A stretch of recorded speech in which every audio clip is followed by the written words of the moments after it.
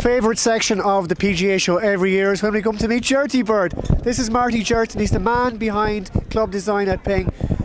Marty, as always, it's great to have you. You get straight to the point and really tell us what's happening always in Ping. So first of all, we've got the i25 driver. Now, first question, who does the I series driver? We know the S series is for players. You've got your G series as well, maybe game improvement. Where does the I series fit into the line? Well, our I-Series, we still see it as game improvement, game enjoyment, because it still packs a ton of forgiveness, which we'll talk about, but it offers lower spin. So it's tough to have one driver out there that fits everybody in terms of what it does from a launch and spin standpoint. So the I-Driver is more aerodynamic, a little smaller shape, still 460 cc's, still packs a ton of forgiveness. But it does so, it produces a lower spin, high launch, low spin, lower spin than our G25 driver, which we would consider kind of high launch, medium low spin. Okay, so you really, the buzzword at this show, whether it be right or wrong, is that centre of gravity is tending to creep forward in these drivers. But you think different?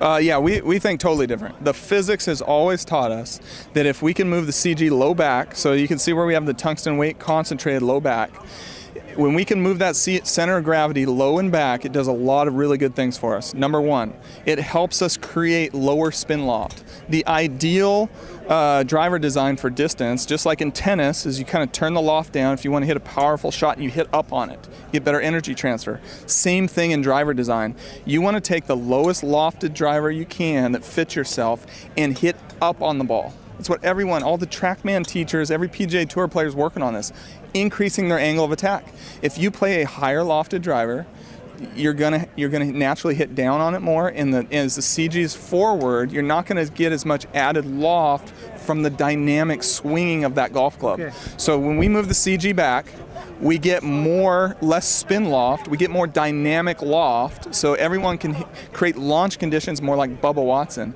Plays a low lofted driver and hits up on it. Brilliant. Also, there's a little bit different graphics on the crown of the club. Are these significant in any way?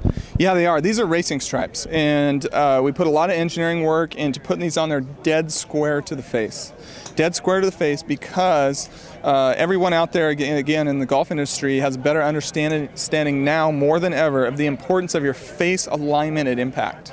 That controls a pretty big percentage of the start direction of the golf ball. And so that's what these racing stripes do, whether you want to use them consciously and look at them or let them fade into your subconscious. We put them on there in a very tone-on-tone configuration so that if you want to just let them live in your subconscious, they're going to help you, with better consistency of your alignments at impact. Okay, tell us about as well the different types of shafts and is there adjustability on this club? Yeah, we do. We brought in adjustability, our trajectory tuning technology into the i25 driver. It is so compact though, isn't it? It's very compact, very sleek. This area here, if you make the hosel big, you start to do some really bad things to aerodynamics, trust me. And everybody else does make their hosels very big. Yeah, we want to try to keep it lean and simple. Once you buy this product, you don't need an instruction manual to use it. There's 3 settings, it's easy. It couldn't be easier.